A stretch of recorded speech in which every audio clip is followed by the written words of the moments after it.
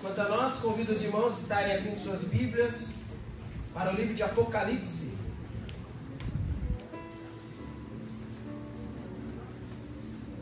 Tem um ajudante.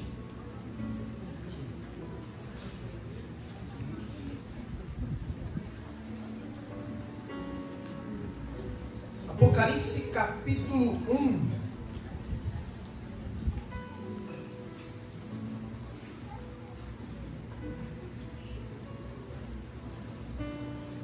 Estaremos lendo o primeiro versículo, os primeiros 2 versículos. Apocalipse capítulo 1, versículos de 1 a 2.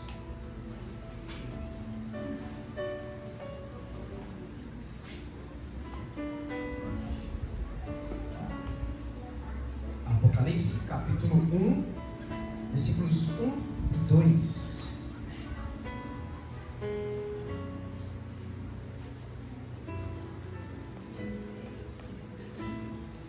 Todos os irmãos já encontraram?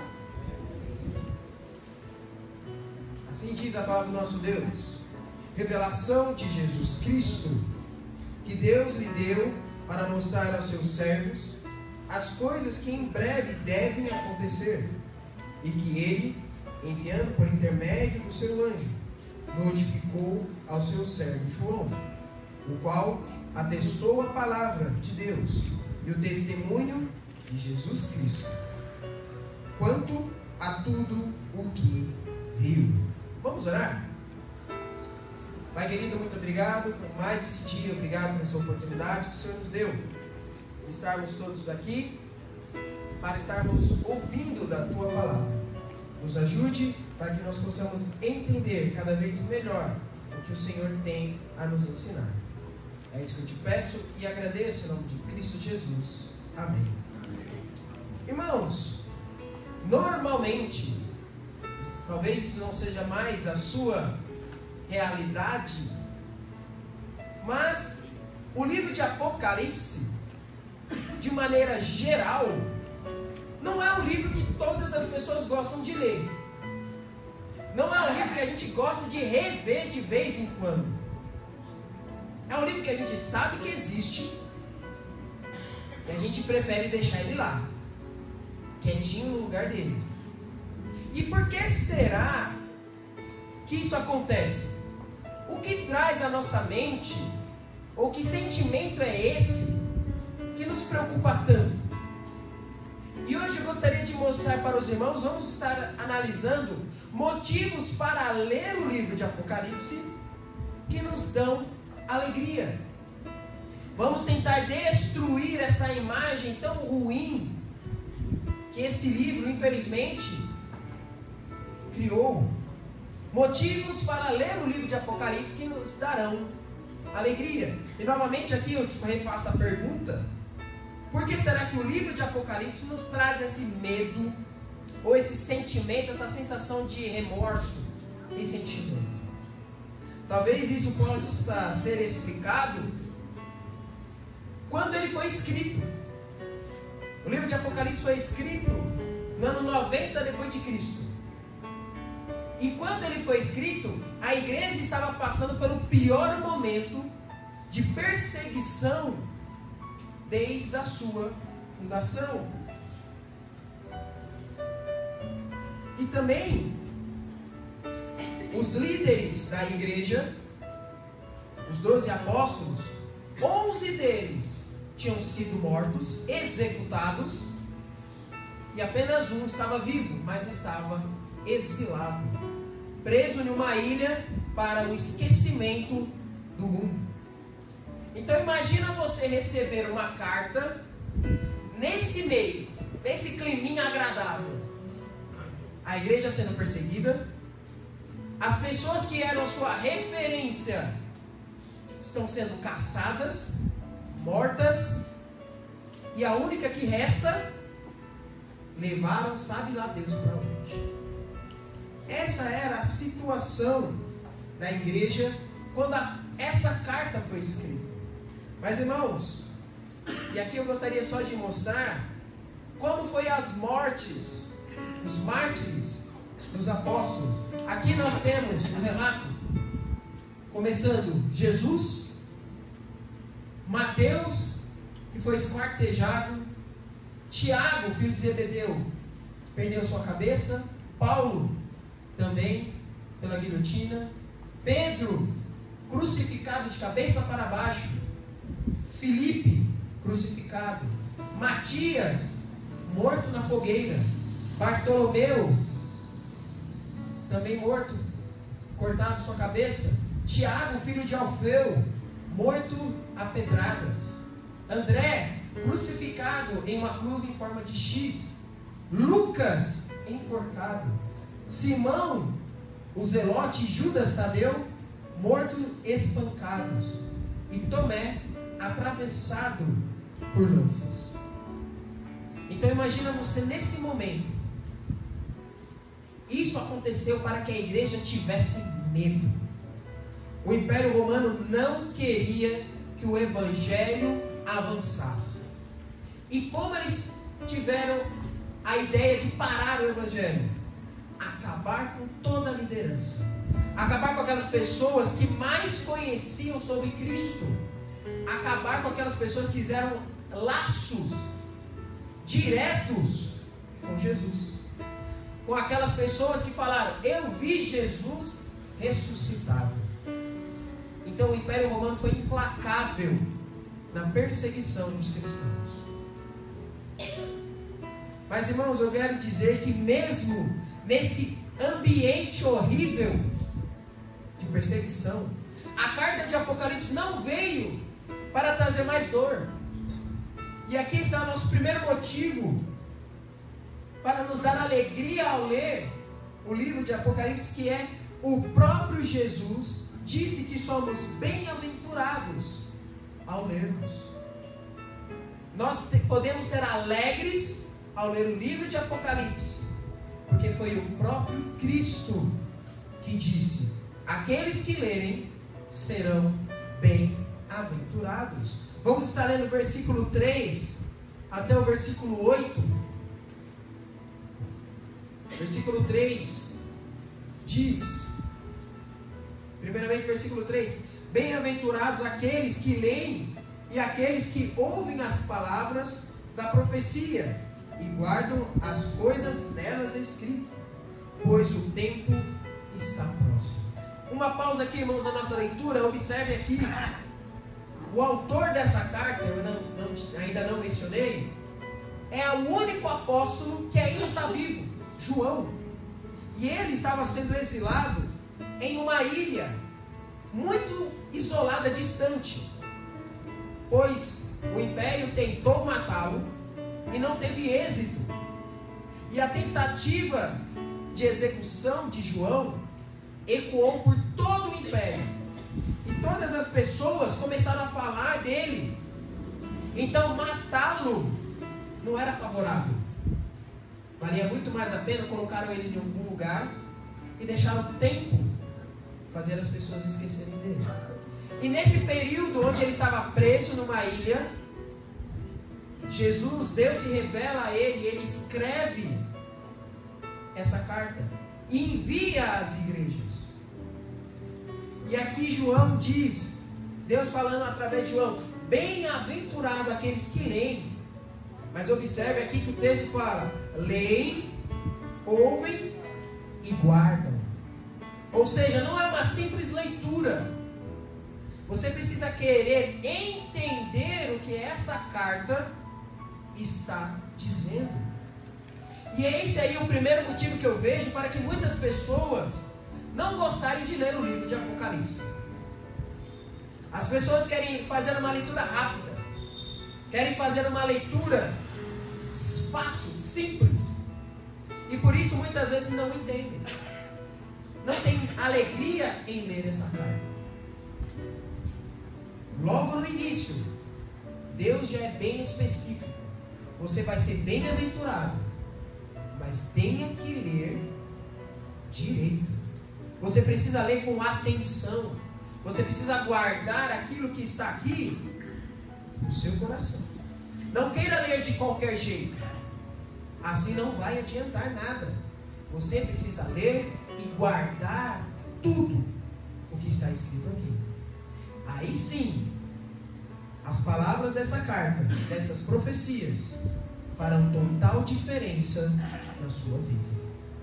E depois ele vai continuando no versículo 4, dizendo: João, as 7 igrejas que se encontram na Ásia, aqui o apóstolo João, graça e paz a vós outros, da parte daquele que é, que era e que há de vir, da parte dos 7 espíritos que se acham diante do trono, da parte de Jesus Cristo, a fiel testemunha, o primogênito dos mortos, o soberano, reis da terra, aquele que nos ama e que pelo seu sangue nos libertou dos nossos pecados e nos constituiu reino, sacerdotes para o seu Deus e Pai.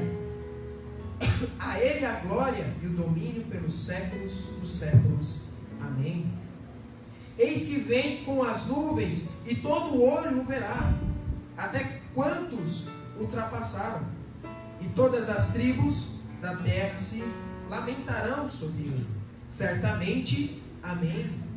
Eu sou o Alfa e o Ômega, diz o Senhor Deus, aquele que é, que era e que há de vir, o Todo-Poderoso. Irmãos, João está escrevendo essas igrejas que estão sofrendo perseguições, estão passando por muitas lutas, e ele escreve: vocês são bem-aventurados, vocês podem ser felizes, mas vocês precisam prestar atenção.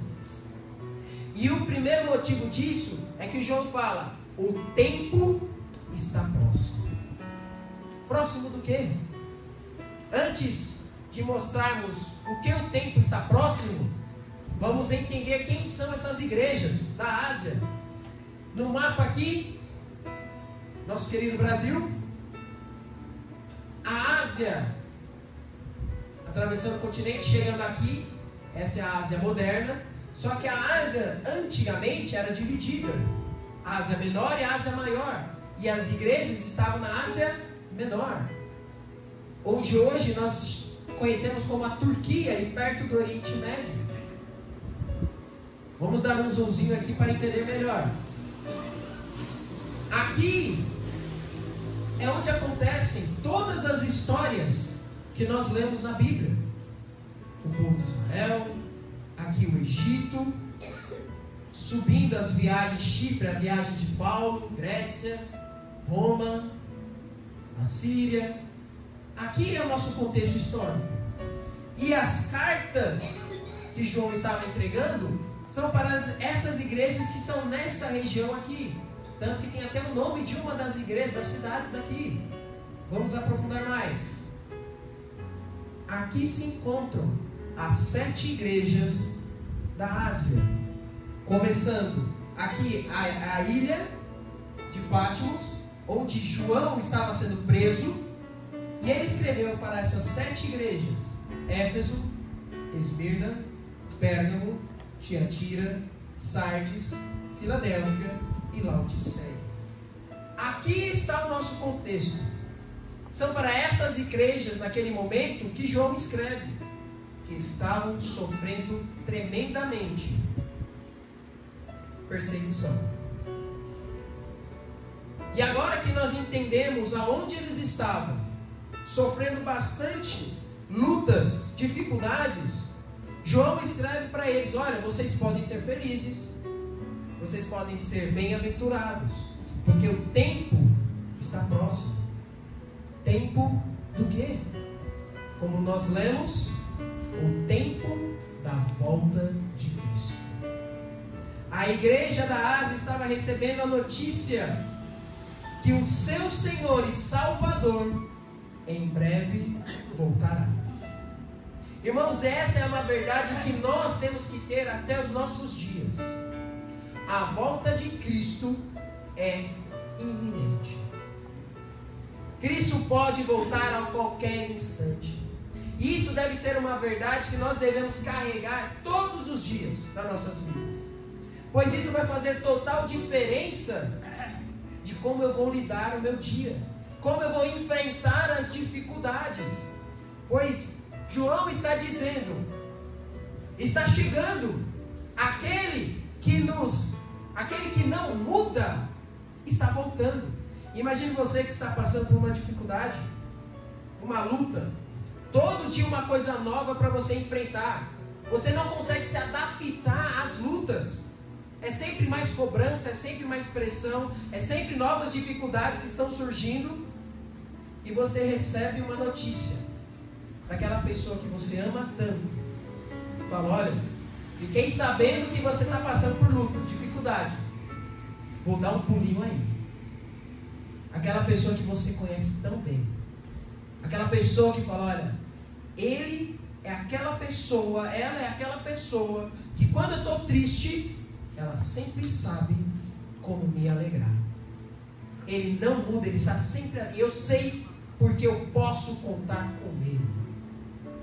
Mesmo nas mudanças desse mundo, Jesus aqui se apresenta nos versículos 4 e 8.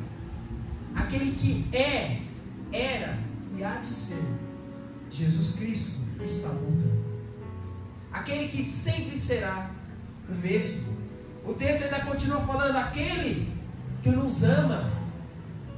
Como é bom, depois de um dia difícil, de luta, você poder voltar para casa, sabendo que lá no seu lar tem alguém te esperando, que você sabe que te ama.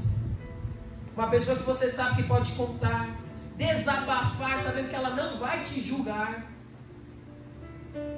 E Jesus é essa pessoa que a igreja estava esperando, e o que João estava falando, ele está voltando. Se tem alguém que você pode chorar nos seus braços, é Cristo. E ele está voltando. Está voltando aquele que nos libertou.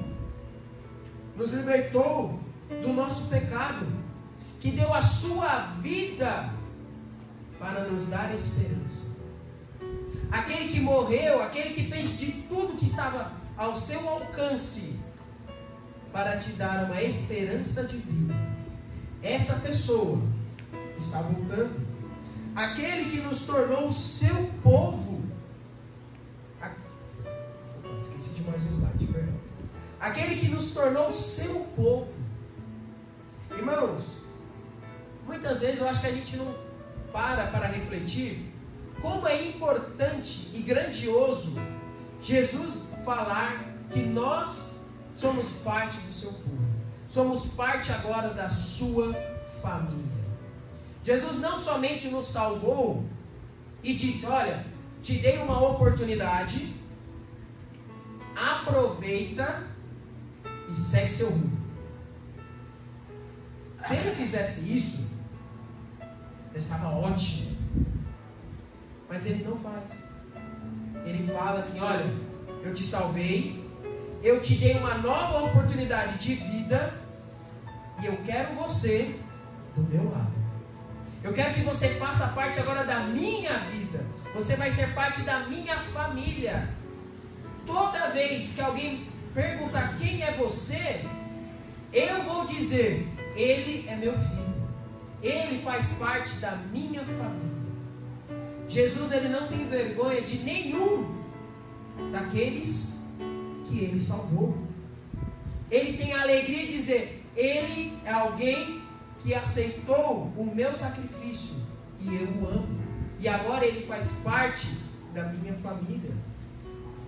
Quero ver um exemplo de como Jesus tem alegria e não se envergonha daqueles que se arrependem dos seus pecados.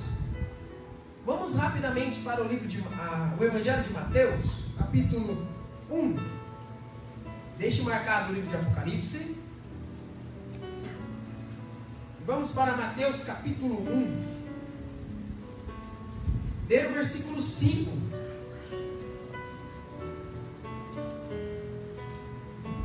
Mateus capítulo 1, versículo 5.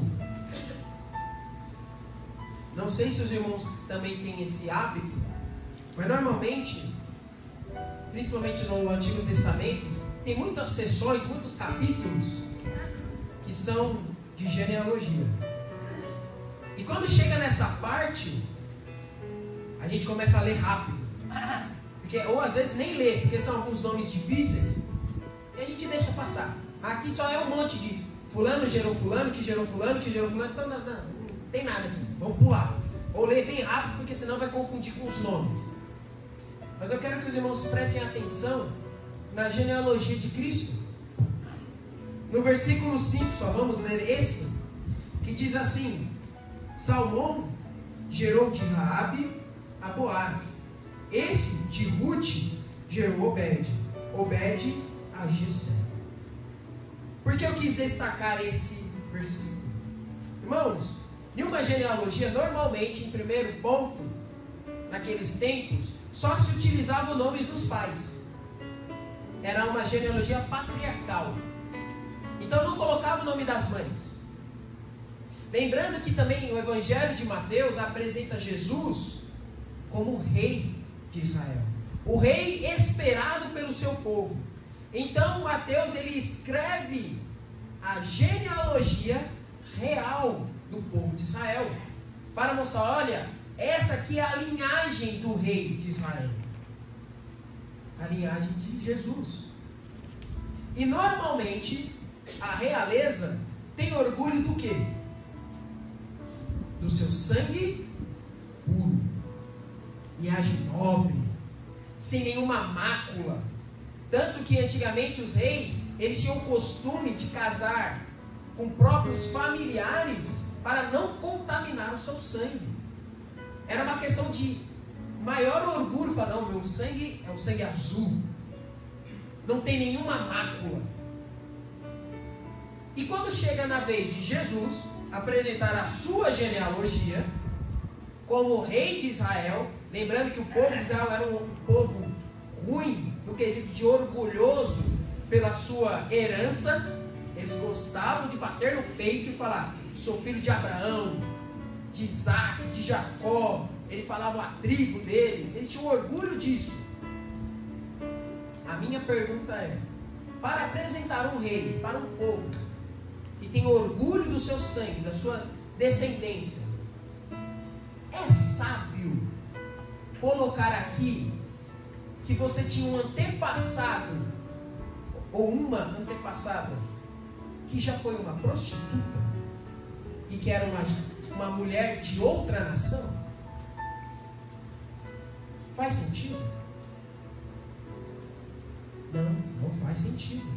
Você quer apresentar Jesus como rei, de uma linhagem maravilhosa, e no meio da linhagem, quem são seus parentes? Meu parente é uma mulher que era uma prostituta e uma mulher que nem era do povo de Israel. Irmãos, isso não está aqui por acaso. Raabe e Ruth estão aqui para demonstrar que Cristo não se envergonha de nenhuma pessoa que aceita Ele como seu Salvador, que se arrepende dos seus pecados. Raabe no passado, sim, era uma prostituta. Mas quando o povo de Israel estava vindo para conquistar a terra prometida, ela ouviu falar de Deus, do seu poder, e falou: eu preciso disso. A minha cidade, Jericó, vai ser destruída. Esse Deus do povo de Israel é muito forte. Não tem como a gente vencer. Eles estão confiando na muralha, estão confiando nos soldados, mas eu tenho certeza que a gente vai perder. Eu é que não quero ser inimigo desse Deus. Então Raabe ajuda os espiões. Ela é poupada, ela e toda a sua família. E como recompensa, Deus a coloca. É Deus que coloca ela fazendo parte da família que um dia traria o Messias ao mundo. Foi Deus que quis honrar a Raabe. Não foi por acaso. Deus fez isso para mostrar: eu não me envergonho daqueles que vêm até mim. Uma outra prova, vamos lá para o Evangelho de João. João capítulo 6.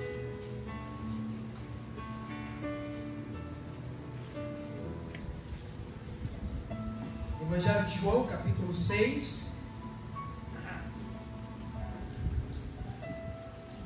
No versículo 37. João 6, 37. Que diz, João 3, 37. Todo aquele que o Pai me dá, esse virá a mim. E o que vem a mim, de modo nenhum o lançarei fora. Jesus está dizendo: se você vir até mim, eu nunca o rejeitarei. Se alguém aceitar Cristo como seu único e suficiente Salvador, Jesus, ele não se envergonha de você. É isso que Deus está dizendo. É isso que Jesus está falando para a igreja. Eu sei que vocês estão sofrendo por causa do meu nome. E eu não tenho vergonha nenhuma de vocês. Pelo contrário, eu sempre afirmarei: eles são parte do meu povo. Eles são meus filhos. Eles são da minha família. É esse que está voltando. É esse Jesus que tem tanto a alegria de receber cada um dos seus. Voltando para Apocalipse, nos versículos que nós lemos, ainda fala: aquele que nos deu um propósito está voltando. Nos versículos que nós lemos, fala: aquele que nos constituiu reino e sacerdote. Algumas vezes, irmãos, eu já mencionei como é triste uma pessoa que não tem um propósito para viver, ou quando ela perde o seu propósito. Como é devastador uma pessoa que vivia para alguém, ou por uma função, e por algum motivo isso é tomado dela. Essa pessoa fica completamente sem chão. Ela não sabe o que fazer. E por muitas vezes isso pode até acabar com a vida dela. Uma pessoa sem propósito de vida é uma pessoa muito infeliz. E aqui Jesus está dizendo: eu dei um propósito para vocês. Não um propósito que vai passar com o tempo e depois vocês vão ficar perdidos, mas um propósito eterno. Vocês serão meus sacerdotes. Pessoas que devem ser o elo entre mim e o mundo. Somente através de vocês o mundo vai conhecer o meu amor. E essa é a função que eu quero dar para vocês. Uma função que vocês podem cumprir até o último dia das suas vidas. E que terá recompensas eternas. Essa pessoa estava voltando, que te deu um propósito para viver. E no final do versículo 8, as frases tão conhecidas: eu sou o Alfa e o Ômega, diz o Senhor Deus, aquele que é, que era e há de vir, o Todo-Poderoso. Irmãos, se tem uma coisa boa quando a gente está passando por problema, é saber que alguém que sabe resolver está chegando. Não sei se isso já aconteceu com os irmãos no trabalho. Está acontecendo alguma situação, não tenho a menor ideia do que está acontecendo, estou com um problema, e alguém simplesmente fala: liga para o fulano, ele sabe o que fazer. E ele responde: ó, estou chegando. O problema nem foi resolvido, mas só de você saber que ele está chegando, fulano falou que já está chegando, ele vai resolver. Deixa aí, nem mexe, porque ele está vindo. Irmãos, nós temos isso. Quando estamos passando por algum problema e alguém que nós sabemos que é a autoridade fala que está a caminho, como isso é bom. Jesus está chegando e falando: olha, igreja, meus filhos, minha família, eu estou vendo que você está passando por luta. Estou dando um pulinho aí. Estou chegando. Não se preocupa, eu vou resolver. Irmãos, isso deve trazer alegria, deve trazer paz, tranquilidade.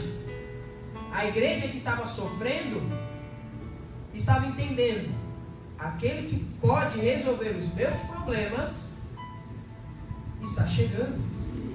Então, a partir de agora, tudo vai resolver. Tudo vai ficar bem. Jesus nem tinha chegado, mas só de saber que Ele está a caminho, essa promessa deve nos trazer paz. Irmãos, e Jesus, Cristo está se revelando através da sua palavra para estarmos preparados. Uma das outras coisas que muitas vezes atrapalha e traz confusão é exatamente quando no livro de Apocalipse fala que Jesus está se revelando. Porque quando nós falamos da palavra Apocalipse, imediatamente é caos, coisas ruins, destruição. Eu estava conversando com os nossos adolescentes esses dias e eu perguntei, fiz essa pergunta: quando eu falo a palavra Apocalipse, o que vem na cabeça deles? Por causa da onda, né? Ele falou: Apocalipse zumbi, só coisa ruim, destruição, gente morrendo. E é isso que a gente usa, é nosso dia a dia. Olha, a situação está apocalíptica, está horrível, está caótica, é uma situação horrível.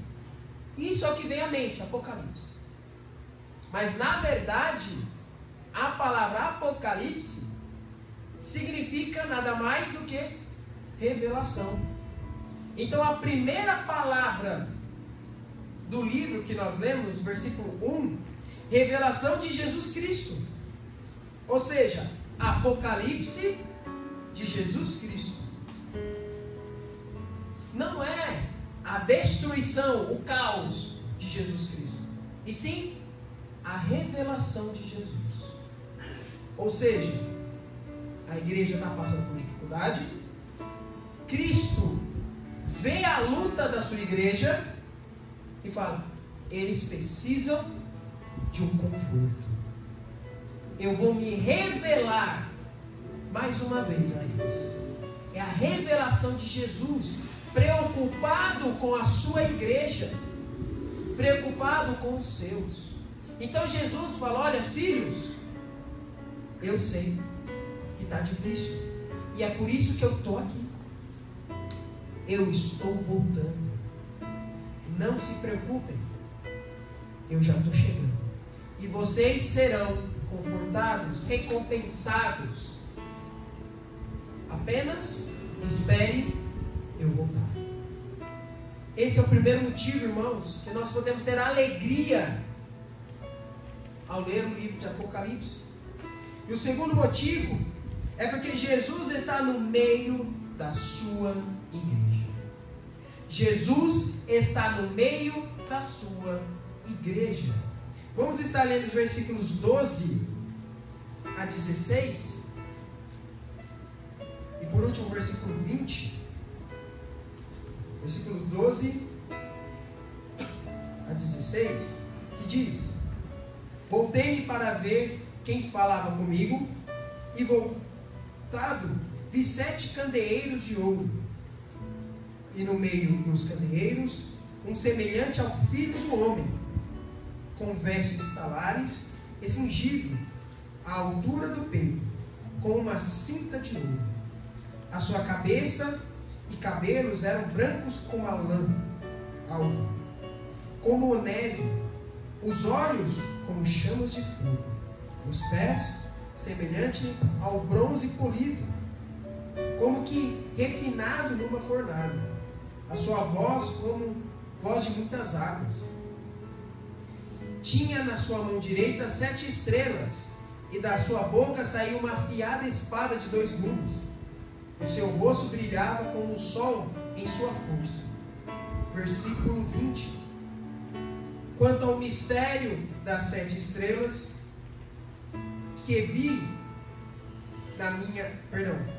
quanto ao mistério das 7 estrelas que viste na mão direita e aos 7 candeeiros, as 7 estrelas são anjos das 7 igrejas e os 7 candeeiros são as 7 igrejas. Irmãos, eu também acredito no outro motivo para algumas vezes as pessoas ficarem desanimadas para ler o livro de Apocalipse. Começa aí. Imagina você querendo ler rápido o livro de Apocalipse. Tem que terminar minha leitura, preciso ler a Bíblia. E você começa a ler o livro de Apocalipse e logo no primeiro capítulo você encara isso. Versículo começando. Versículo 12. Voltei-me a ver quem falava e vi 7 candeeiros. E no meio do candeeiro, um semelhante a filho do homem, com vestes talares, cingidos até a altura. E ele vai começar a dizer, capítulo 14, versículo 14: a sua cabeça era com cabelos, eram brancos como a alva lã, como neve, seus olhos como chama do fogo. Imagina alguém que quer ler rápido esse livro e me depara com uma situação dessa. Não sei os irmãos, mas quando eu era criança, quando eu começava a ler esses textos, a minha mente travava na hora e eu começava a imaginar. Alguém já tentou imaginar essa cena? Fechando o olho, uma pessoa, cabelo branquinho, olho de fogo, pé de bronze. Aí acabou minha concentração pro resto da leitura. E eu fazia isso. Imagine então você que quer ler isso rápido. Não tem como. Então vamos observar aqui. Olha ali. Cabelos brancos, faixa, olhos de fogo, seus pés de bronze, sua voz como muitas águas, segurando 7 estrelas na mão. Da boca sai uma espada e brilha como o sol. O que nos resta fazer é gritar. Eu vou entender? Irmãos, Jesus está se revelando dessa maneira tão grandiosa, tão poderosa, para mostrar: olha, se vocês pudessem tentar me ver na minha glória, no tudo que eu sou, seria mais ou menos isso. Mas eu ainda estou diminuindo um pouco, porque vocês não aguentam me ver na minha totalidade. Mas eu quero dizer eu sou tudo isso, muito mais. Eu poderia estar num local maravilhoso, perfeito, lá no céu. Mas sabe aonde eu decidi ficar? Do lado de vocês. Jesus, em sua forma física, ressuscitado, está nos céus. E Ele promete que está voltando. Mas em seu Espírito, o Espírito Santo, nos promete que está conosco a todo momento.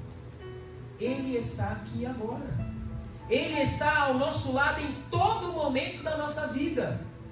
Lembrando, a igreja estava passando dificuldade e Jesus falou: olha, eu sou aquele que pode resolver todos os seus problemas e estou voltando. Mas às vezes, para você que está passando uma necessidade agora, saber que você vai ter a solução amanhã, não sei se é um remédio ou um balde de água fria, porque você está sofrendo agora. Eu estou passando por dificuldade hoje. Eu queria a resposta de Deus agora. Eu não quero saber que Jesus vai resolver meu problema amanhã. Eu estou orando hoje. Estou passando pela minha luta hoje. Então Jesus, sabendo disso, fala: não se preocupa. Eu também já estou aí com você. Eu já estou ao seu lado.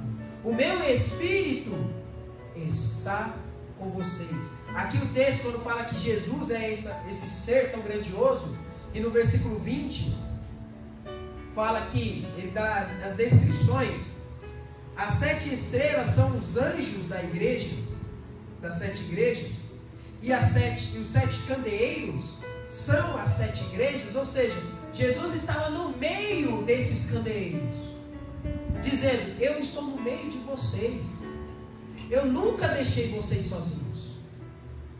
A grande questão é, fisicamente, sim, fisicamente eu não estou aí, mas o meu espírito está com vocês. E muitas vezes, irmãos, nós temos a dificuldade, porque como é bom ver alguém.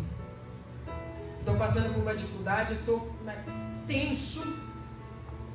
Aí você vê alguém que você gosta, que você confia, você desaba. Eu já compartilhei com os irmãos que as crianças, já não sei, comigo já aconteceu, e acredito com os irmãos também, tem filho pequeno, você vai buscar ele em algum lugar, na escola principalmente, e ele está andando na fila, está à vontade, está brincando, e de repente ele te vê lá de longe. Quando vê, desaba de choro, mas já acaba, e sai chorando, te abraça. Aí você fala: mas estava brincando agora. Por que isso? Muito provável, a criança está ali, está brincando, está se divertindo sim, mas ela está se contendo. Aconteceu alguma coisa, ela sabe, aqui, olhou para os lados, aqui não tem ninguém que me conhece, aqui não tem ninguém que eu confio. Sistema de segurança humano, eu não vou demonstrar fraqueza aqui não, porque se eu chorar, acabou-se. Vi meu pai, vi minha mãe, ali eu posso demonstrar. Viu? Não aguentou, chora. Por quê? Sabe que com aquela pessoa ela não precisa se preocupar. É o sistema que o nosso corpo trabalha. E nós muitas vezes queremos isso pensando em Deus. Como seria bom se Deus aparecesse, a gente pudesse ver Deus, Jesus estivesse aqui conosco. Irmãos, toma cuidado, porque todas as pessoas que já viram Deus, ou a sua presença, em forma bem reduzida, todo mundo no final falou que ia morrer, porque viu e falou: me lasquei, ai de mim, porque eu vi a glória de Deus. Então todos os que já viram sempre falavam isso: eu vou morrer. Bem, a não ser que você já queira ver Cristo agora, pode pedir para ver Jesus, não tem problema. Mas se você ainda tem alguns planos para completar, você não precisa falar: eu queria ver Deus agora, porque é certeza. Mas, irmãos, Jesus está dizendo aqui: olha, eu estou no meio de vocês, eu sei que vocês queriam me ver, eu estou voltando. Mas Jesus também disse: bem-aventurados aqueles que creem sem ver. Jesus está dizendo novamente: olha, vocês são felizes porque estão acreditando em mim sem terem me visto. Então continue, eu estou ao lado de vocês. Jesus quer nos mostrar que mesmo sendo tão grandioso, Ele está ao nosso lado. Jesus se revela de maneira grandiosa para nos lembrar que Ele é maior que todas as nossas lutas e que temos que agir de maneira adequada de estarmos na sua presença. Eu estava conversando esses dias, batendo uma conversa, dois irmãos aqui da nossa igreja, e eles estavam comentando sobre funcionários da empresa, que um deles estava dormindo em serviço, no horário ali, e o outro estava enrolando, maior cara de pau, o almoço de 2 horas, só que nenhum deles era efetivado na firma. E aí a pessoa falou: olha, é sério, só que sempre quando chega o patrão, vira o melhor funcionário do mundo. Irmãos, a gente também tem essa tendência de relaxar quando acredita que não está sendo observado. Mas quando a figura de autoridade está ao nosso lado, A gente faz tudo perfeito. E Jesus está dizendo aqui, olha, eu sei que vocês estão passando por lutas, mas lembra, eu estou com vocês. Ou seja, vocês não podem agir de qualquer maneira. Eu sei que está difícil, mas vocês não podem entrar em desespero. Vocês não podem começar a recorrer a outros métodos que não seja eu. Porque eu estou ao seu lado. Você precisa confiar em mim. É a mesma forma, irmão. Imagine que nós estamos no meio de uma guerra. Estourou uma guerra. Só que nós recebemos a proteção do melhor esquadrão de defesa e resgate. Eles nunca falharam. Todo mundo quer esse esquadrão. E eles vieram e falaram, eu vou resgatar você. Fica sossegado, eu vou tirar você daqui. A única coisa que vocês têm que fazer é seguir as minhas orientações. Eles são os melhores. Só que nós, confiantes, quando os soldados falam, vamos avançar, a gente fica parado. A equipe está lá na frente e você ficou. Não sei o que, ouviu os barulhos do tiro, quis olhar.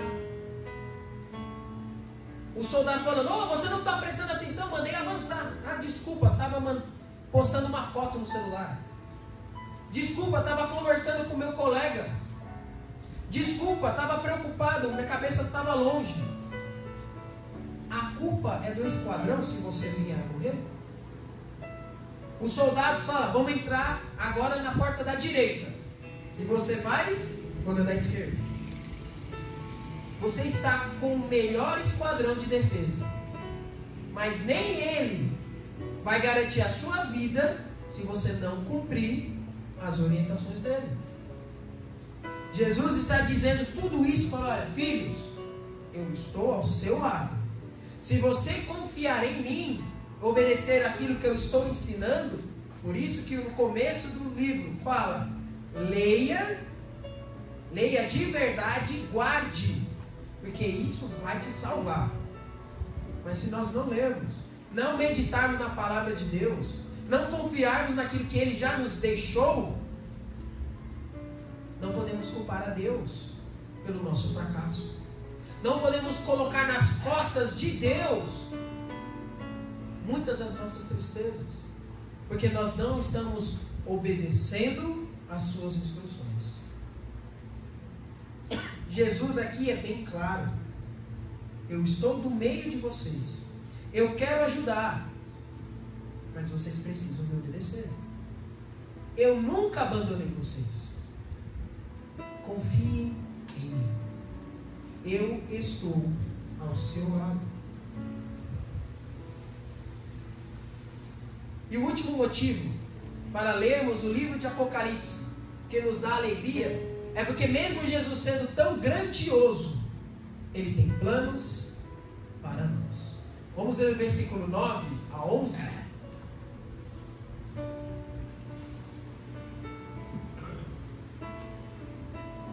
Versículos de 9 a 11. Diz assim, eu, João, irmão vosso, e companheiro na tribulação, no reino e na perseverança em Jesus. Achei-me na ilha de Patmos, por causa da palavra de Deus e do testemunho de Jesus. Achei-me em espírito no dia do Senhor, e o ouvi por detrás de mim, grande voz como de trombeta, dizendo, o que vês, escreve em um livro, e manda às igrejas, às 7 igrejas, Éfeso, Esmirna, Pérgamo, Tiatira, Sardes, Filadélfia e Laodiceia. Irmãos, observe aqui que Jesus, se revelando a João, é maravilhoso que João está dizendo que, olha, eu, João, sei exatamente o que vocês estão sofrendo, porque eu também sou seu companheiro nas lutas, nas perseguições, e estou preso pelo mesmo motivo que vocês estão sofrendo. Porque o mundo, de maneira geral, não nos ajuda. Porque sofremos mais, muitas vezes no mundo, do que as pessoas que não acreditam em Cristo. Porque nós não somos daqui. Jesus está falando aqui para pessoas que estão sofrendo pela sua causa, que não são mais desse mundo. Ou seja, João falando, olha, eu entendo muito bem o que vocês estão passando. E Jesus veio falar comigo e pediu para eu escrever para 7 igrejas. Irmãos, Jesus aqui está demonstrando que conhece cada uma das suas igrejas. Sim, aqui ele está colocando de uma maneira bem específica 7, mas da forma que a Bíblia é revelada a nós, nós podemos dizer, Jesus conhece a minha igreja. Ele conhece os membros dela.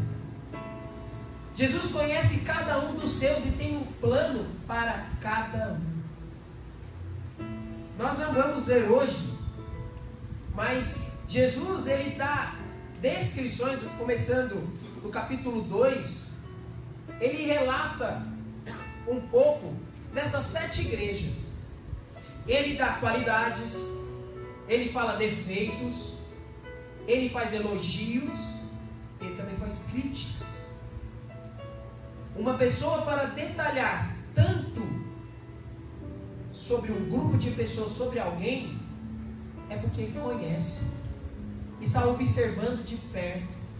Novamente, ele estava ao lado dessas pessoas. Então ele estava vendo o dia a dia delas e falou, olha, eu te conheço e vou falar agora o que você precisa ouvir. Então senta e se prepara. Jesus está dizendo aqui para João, João, escreve que eu tenho algo muito importante para dizer para essas 7 igrejas. Porque eu conheço elas são minhas. E elas precisam ouvir.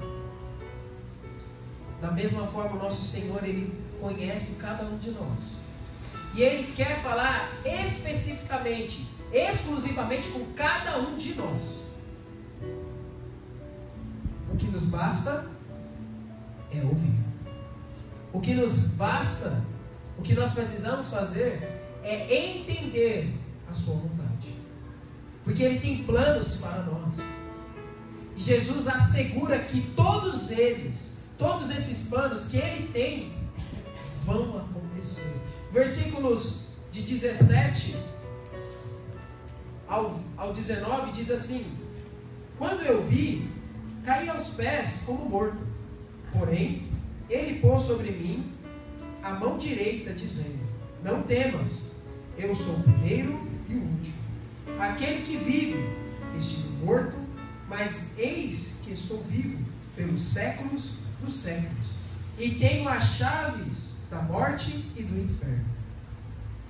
Escreve, pois, as coisas que viste, e que as que são, e as que hão de acontecer depois destas.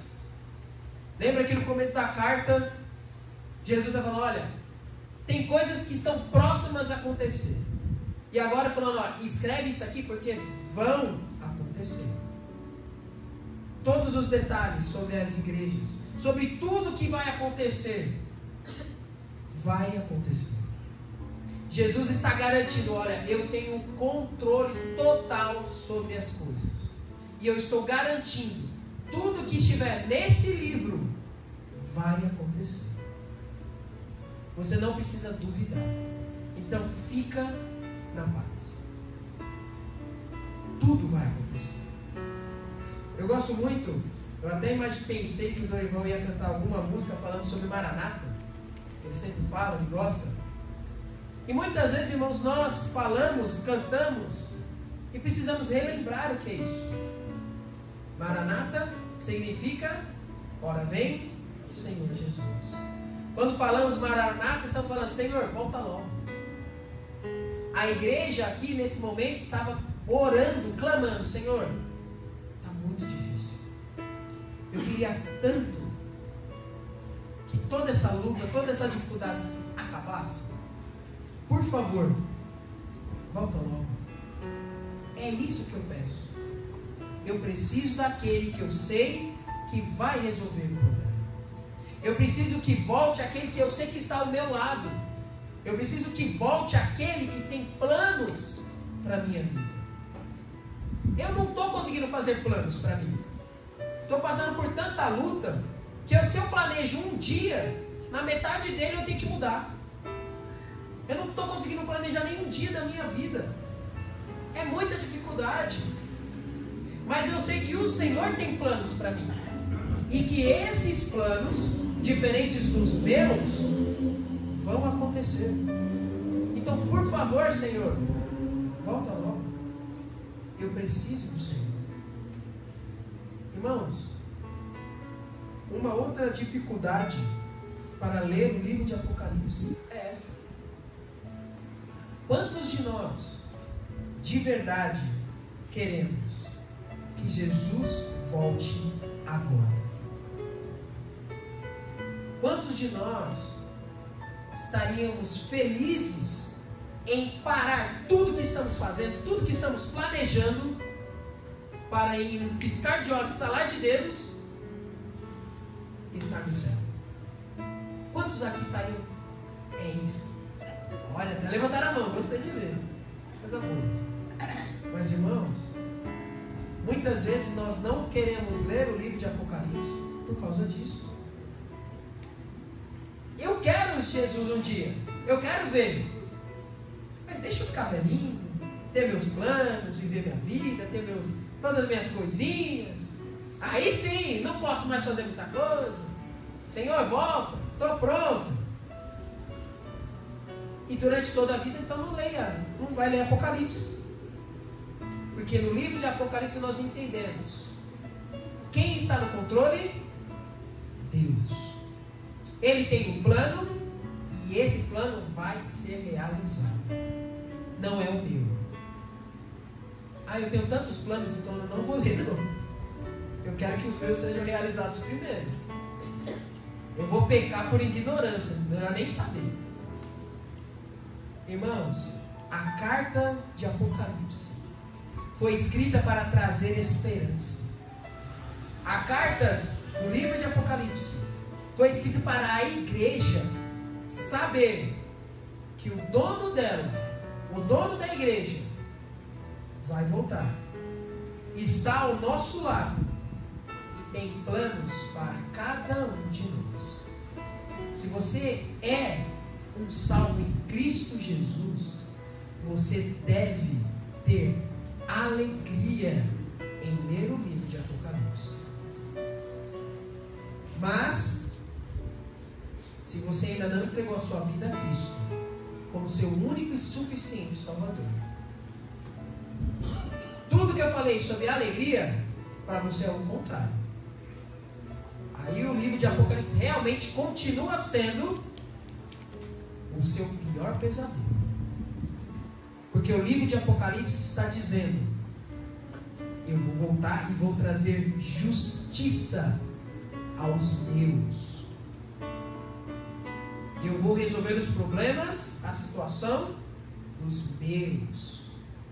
Aqueles que não são meus, coitados. Espero que tenham aproveitado esse pequeno tempo aqui nesse mundo, acreditando que tinham o controle da sua vida. Porque a partir de agora, eu cheguei e vou colocar ordem para trazer alegria aos meus.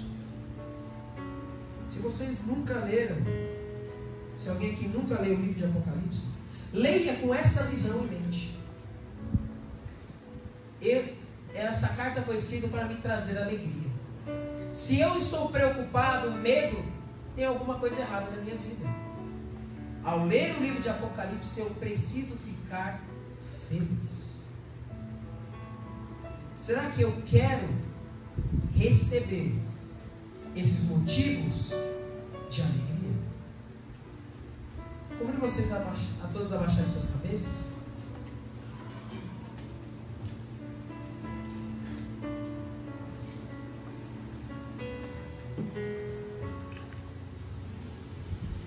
Para refletir